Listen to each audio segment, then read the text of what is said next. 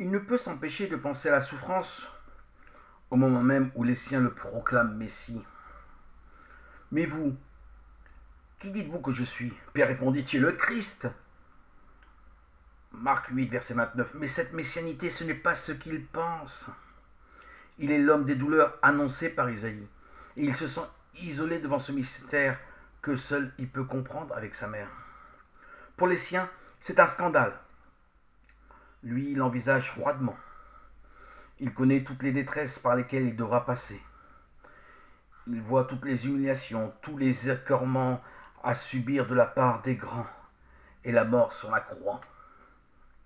Il faut que le Fils de l'homme souffre beaucoup et qu'il soit rejeté par les anciens, les grands prêtres et les scribes, et qu'il soit mis à mort et qu'il ressuscite le troisième jour. Eux ne pensent qu'au royaume à leur place. Et Pierre, le prenant à partie, se mit à le réprimander. Marc 8, verset 32.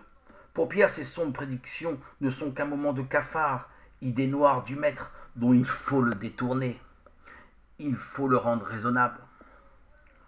Comme pour Pierre, la souffrance et l'échec nous affolent, et nous avons bien de la peine à comprendre ce mystère de la croix commun au Seigneur et à tous ses disciples.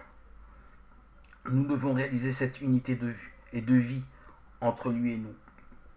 Et non seulement accepter la souffrance, mais la regarder comme nécessaire pour nous conduire à Dieu, dans la vérité de notre condition humaine. Nous devons apprendre, comme Pierre, à goûter cette amère saveur de la sagesse de Dieu, qui n'a pu séparer la souffrance du monde créé et qui pourtant a osé nous créer dans son amour. Pierre, tu ne goûtes pas les choses de Dieu. Marc 8, verset 32. Jésus veut nous faire sentir la nécessité de cette souffrance, de cet échec humain apparent, choses qui nous révoltent et qui pourtant aboutissent à la résurrection, à la vraie vie. Que l'on est loin de la réussite humaine, de la première place à droite ou à gauche du Seigneur, réclamée par la mère des fils de Zébédée. Vaine et dérisoire réussite qui passe comme le visage de ce monde. C'est à une toute autre réussite que nous convie le Seigneur à travers la vérité et la fragilité de la création. Je suis la résurrection et la vie.